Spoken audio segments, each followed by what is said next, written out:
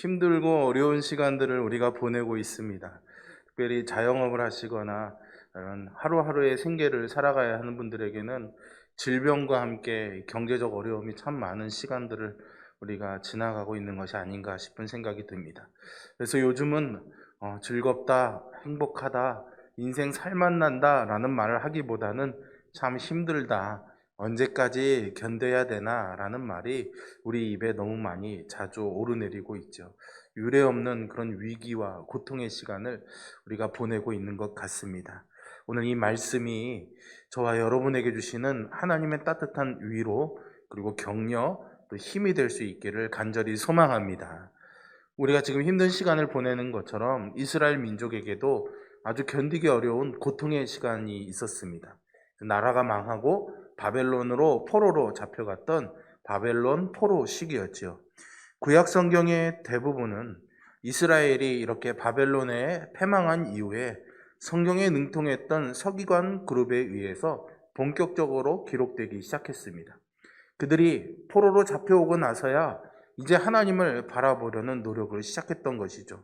민족적으로 가장 고통스러운 시간을 통과할 때 이스라엘 민족이 하나님의 말씀에 집중하고 또 그러기 위해서 성경을 왕성하게 기록했다는 것은 그 사실만으로도 오늘 우리에게 아주 묵직한 메시지를 던져준다고 생각합니다. 오늘도 참 어려운 이 시간을 보낸 우리도 하나님의 말씀에 조금 더 집중해야 될 때이지요. 고대 시대에는 나라 간의 전쟁이 일어나게 되면은요, 그것은 곧장 그들이 믿고 있는 신들의 대리전의 성격을 가지고 있었습니다. 그러니까 전쟁에서 이긴 나라의 신이 진짜 신, 전쟁에서 이긴 나라의 신이 더 능력 있는 신이 되는 것이죠. 그런데 이스라엘이 망해버렸습니다. 결국 그들이 믿고 있던 야훼 하나님은 바벨론의 마두룩 신보다도 더 능력 없는 신이 되어버리고 만 것이죠. 그리고 자신들의 믿음이 패배했다라는 증거가 되었던 것입니다. 다행히도 바벨론이 그 당시에 제국을 이루면서 포로들에게 유화 정책을 펼쳤기 때문에 그들이 포로로 잡혀갔다고 할지라도요, 그들에게는 일정한 주거의 자유도 있었고요, 정치적으로나 경제적으로나 남부럽게 살 수 있는 그런 기회도 있었습니다.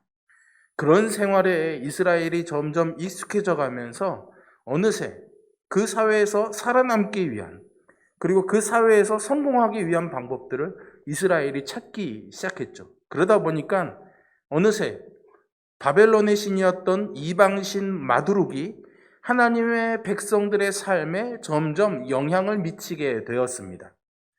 하나님을 향한 신앙이 점점 희미해져 갔던 것이죠. 그리고 그럴수록 포로로 끌려온 이 바벨론에서 어떻게 먹고 살 것인지의 문제가 이스라엘의 삶을 채워가기 시작했습니다. 마치 신앙생활 한다고 하면서도 여전히 세상에 이리저리 채이다가 하나님 없이 사는 삶으로 떨어져 버리는 우리의 모습과도 비슷하지요. 바로 그때요, 성경, 즉 하나님의 말씀이 이스라엘의 역사 속에 새롭게 기록되기 시작했고 선지자들의 외침이 점점 크게 들리기 시작합니다. 하나님의 말씀이 식민지 삶에 길들어지고 익숙해져 가던 그들의 정체성을 일깨워내고 패망한 이스라엘을 역사 안으로 다시금 불러내었던 것입니다.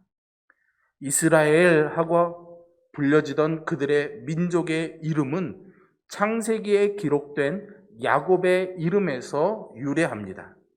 야곱이 하나님에 의해서 이스라엘, 즉 하나님과 다투어 이긴 자로 불리게 되었다는 것은 이스라엘 민족이 그들의 조상인 야곱에게서 스스로의 민족적 정체성을 확인하고 담아내었다는 사실을 의미합니다. 그렇다면 그들이 이 성경 안에 있는 수많은 그런 인물들 중에서 하필이면 왜 이 야곱을 자신들의 신앙 정체성으로 삼았을까요? 그 기원이 되는 오늘 본문의 말씀을 좀 살펴봐야 될 것 같습니다.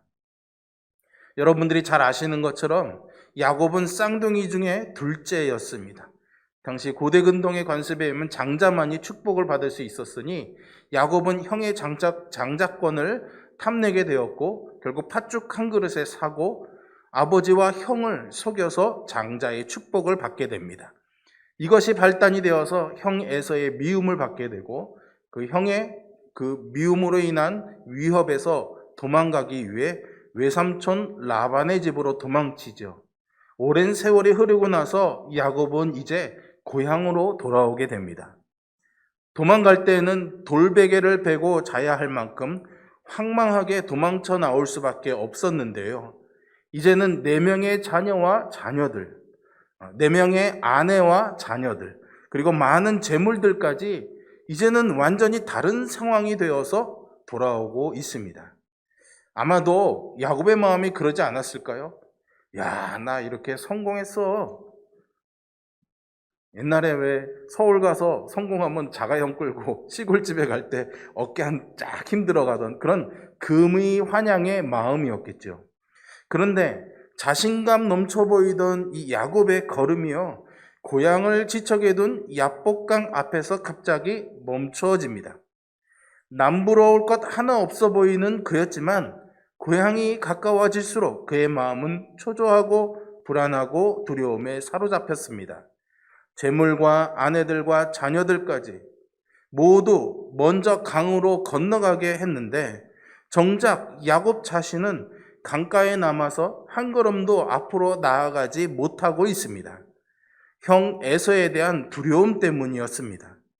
이 정도면 살만하다라고 생각하면서 살아왔는데 자기 안에 도사리고 있던 두려움이 다시금 그를 삼키기 시작했습니다. 어쩌면 이 밤이 지나가기 전에 그를 삼켜버린 두려움이 다시금 처자식을 팽개치고 도망자로 내몰지도 모를 일입니다. 그런데요, 오늘 본문의 24절에 보면은 이런 심각한 상황에서 뜬금없이 야곱이 어떤 낯선 사람과 씨름을 하게 됩니다.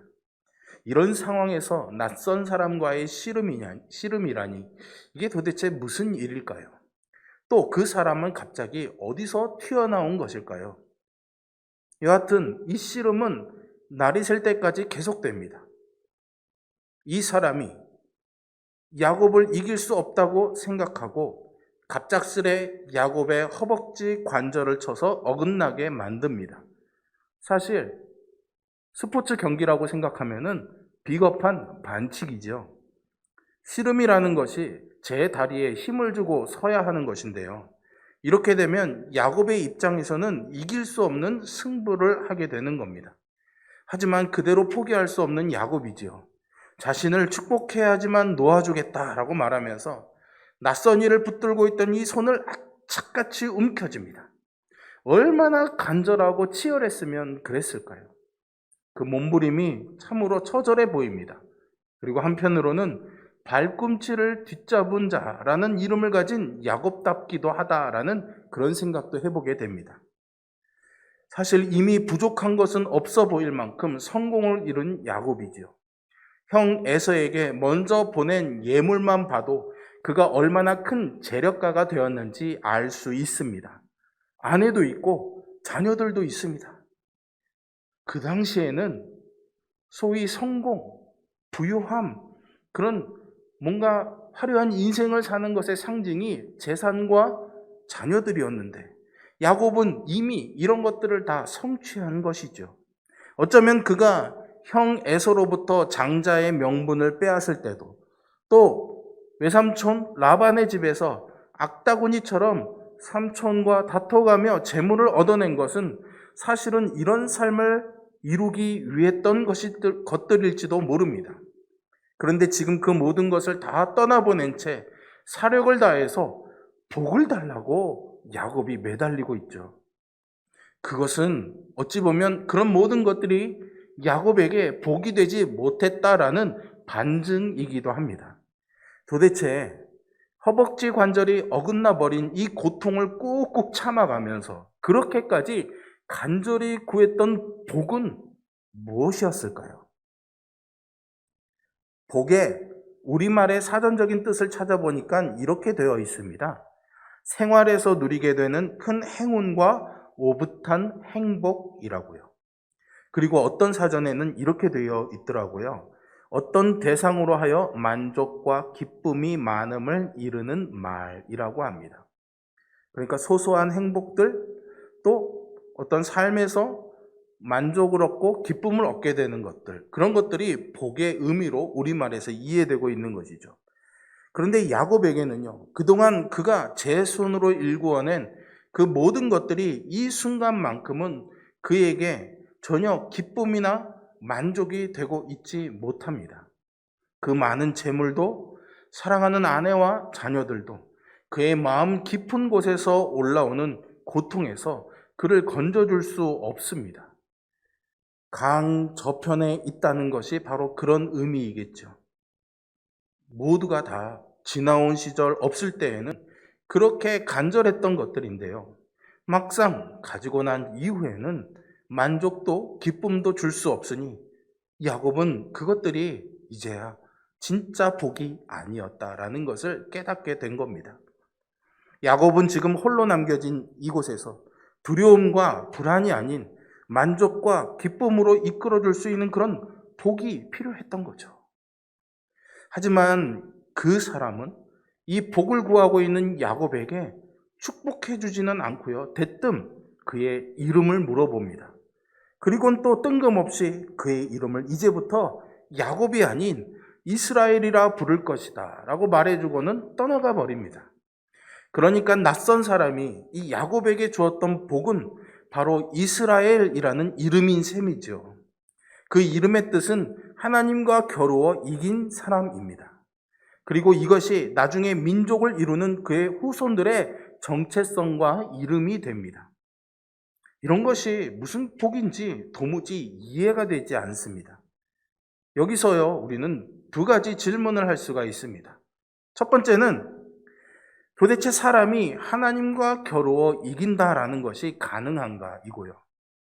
두 번째는 이름을 바꾼다는 것이 무슨 복이 되느냐라는 겁니다. 우선 하나님을 사람이 이긴다라는 것은 어불성설이죠. 하나님이 영이시다라는 것은 둘째치고요. 전능하신 창조주를 피조물이 겨루어 이긴다는 것 자체가 말이 안 됩니다. 하지만 여러분, 제가 오늘 중요한 비밀을 하나 말씀드리겠습니다. 하나님을 이길 수 있는 딱 한 가지 방법이 있습니다. 뭘까요? 예를 들어서 한번 설명드려 볼까요?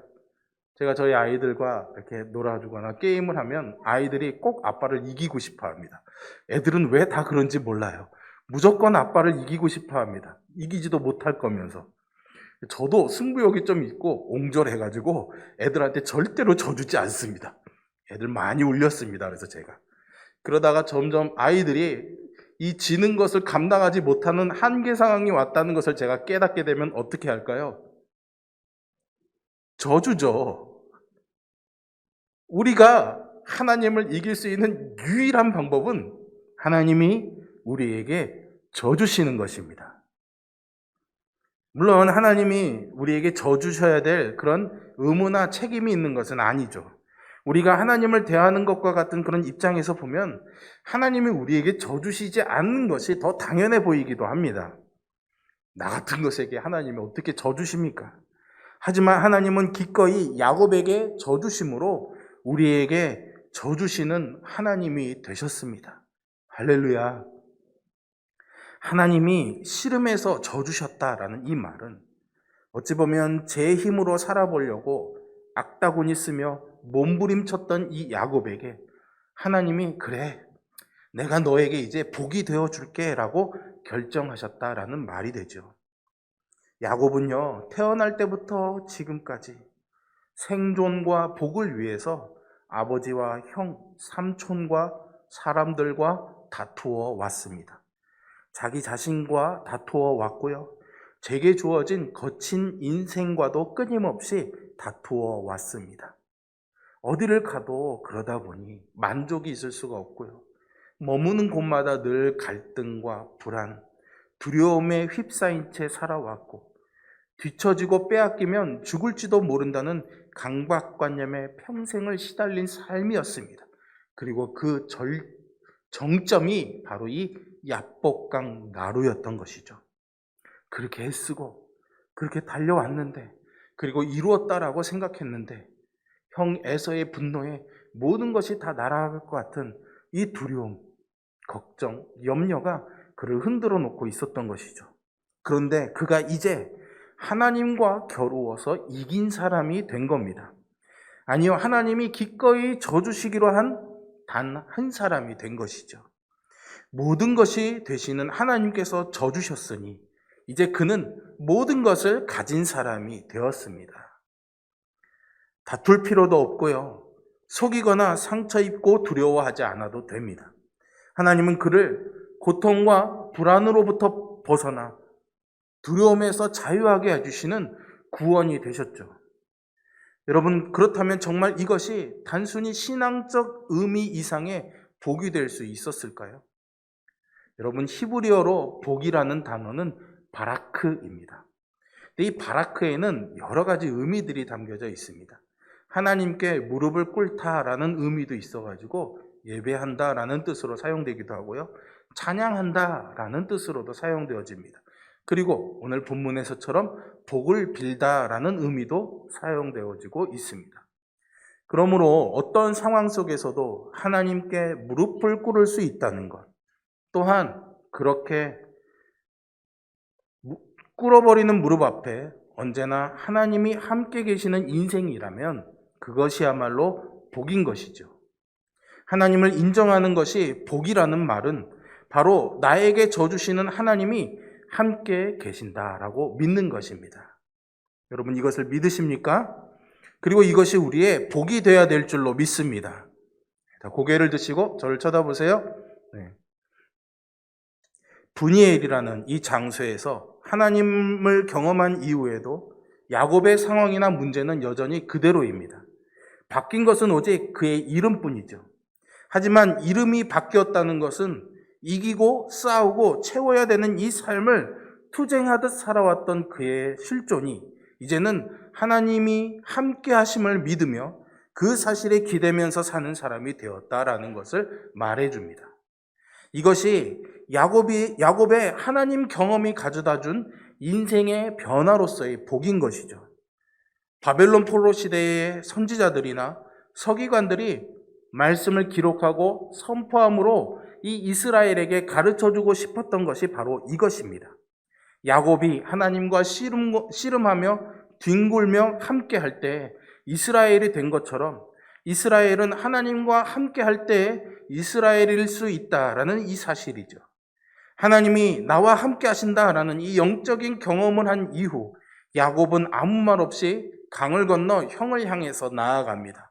하루 전만 해도 죽을 것처럼 무서워서 몸서리치던 그런 길이었는데 벌써 저 멀리 몰려오고 있는 형 에서와 400명의 장정들의 모습이 보이는데도 전혀 두려움이 없습니다.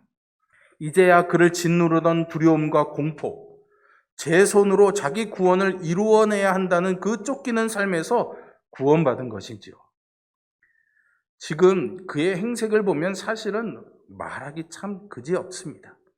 옷은 밤새 씨름하며 뒹굴어 헤어지고 허벅다리는 어긋나서 절고 있습니다. 참 안쓰럽고 불쌍한 모습이죠. 하지만 야곱의 얼굴에는 설명할 수 없는 기쁨이 가득 맺혀 있었을 것입니다. 인생의 답이 되시는 하나님을 경험했으니 말이죠.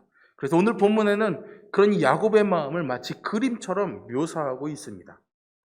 31절에 보시면 그가 브니엘을 지날 때 해가 돋았고 그의 허벅다리로 말미암아 절었더라 라는 멋진 그림처럼 그려주고 있는 것이죠.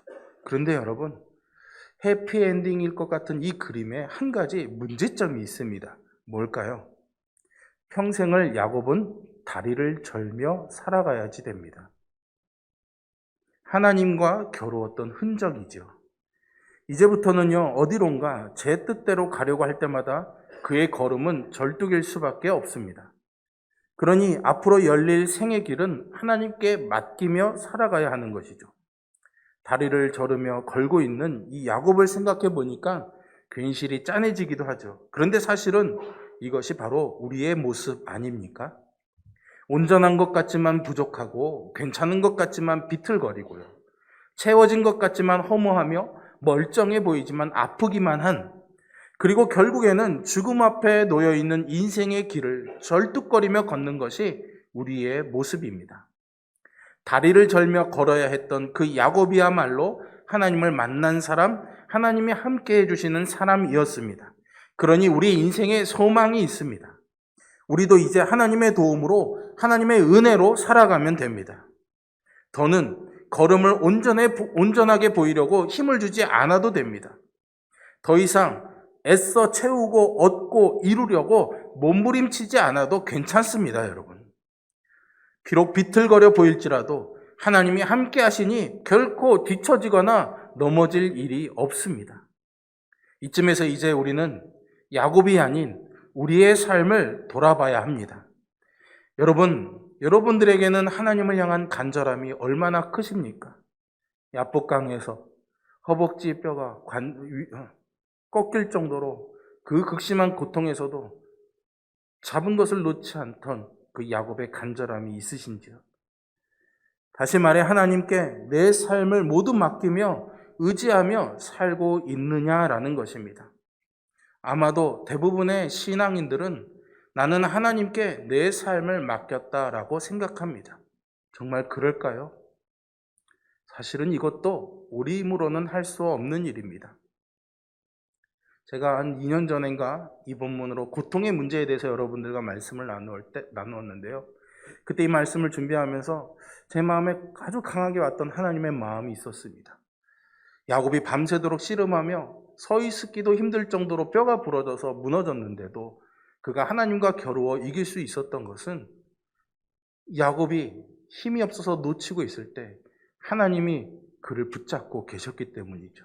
씨름이라는 것이 두 사람이 맞잡아야 씨름이 되는 거 아니겠습니까? 나는 잡을 수 없을 만큼 무너지고 있을 때 하나님이 나를 붙잡아주고 계셨기 때문에 그 씨름을 할 수 있었고 이긴 자가 될 수 있었던 것이죠. 저와 여러분에게 그런 하나님의 도우심이 있다는 것을 잊지 마시기를 바랍니다. 하지만 우리가 그렇게 하나님을 의지하며 살아간다는 것은 참으로 위험한 길이기도 합니다. 오늘 야곱처럼 잘못하면 허벅지 관절이 어긋나서 평생 발을 절며 살아갈지도 모르기 때문이죠. 안락함이나 성공을 보장하는 바벨론에서의 평범하고도 일상적인 삶을 포기해야만 하는 길이 될 수도 있습니다. 실제로요, 우리는 하나님을 믿는 것은 좋아하지만 하나님만을 의지하며 살아가야 하는 절뚝거리는 걸음은 싫어합니다. 여전히 제 발로 걸어가고 있는 그런 사람들의 삶을 동경하고요. 그런 이들의 모습을 보면 똑바로 걸어보려고 힘을 주기도 하고 그들의 뒤를 쫓으려고 애를 쓰기도 합니다. 믿음을 가지면 가질수록 하나님을 경험하고 만나는 것에 의존하고 집중해야 되는데 오히려 예수님 믿으니까 다른 사람보다 더 부유해야 되는 것 아니야? 더 출세해야 되는 것 아니야? 더 잘 살아야 되는 것 아니야? 라는 허망한 걸음만 쫓습니다. 그래서 종교적 열심을 위안이나 구실로 삼은 채 정작 하나님 경험은 포기해버리고 그렇게 잊어버린 채 살아가기가 쉽지요. 말은 있고 능력 없는 종교로 전락해버리고 마는 것입니다. 그러나 여러분, 기독교 신앙을 가진다는 것은 절뚝거리는 발을 이끌고 하나님의 은혜에 나의 삶을 맡기는 이 여정 가운데 있다는 사실을 마음에 새기며 사는 것입니다. 남을 속이고 발꿈치나 붙잡고 살아야 했던 이 야비하고 얍삽한 야곱이 처절한 고통의 밤에 찾아오신 하나님으로 인해서 이제는 하나님이 함께 하시고 하나님 때문에 존재하고 하나님으로 인해 살아가는 이가 되지 않았습니까? 선지자들과 서기관들이 말하고 싶고 외치려고 했던 것이 바로 이것이고 포로로 살아가던 이스라엘 백성들도 바로 이 사실에 자신들의 공동체적 운명을 걸었던 것이죠. 이것이 이스라엘 공동체의 정체성이 되었고 그들의 운명을 지켜냈습니다. 어두운 밤, 인생의 절망에서 나를 지켜줄 수 있는 것이야말로 진짜 복 아니겠습니까? 저와 여러분이 그런 복 있는 사람 되기를 주님의 이름으로 축복합니다. 그러니 지금 살아가는 길 위에서 발을 절고 있더라도 그 모습을 부끄러워하거나 불행으로 여기지 마십시오. 외로워하거나 두려워하지도 마시기 바랍니다.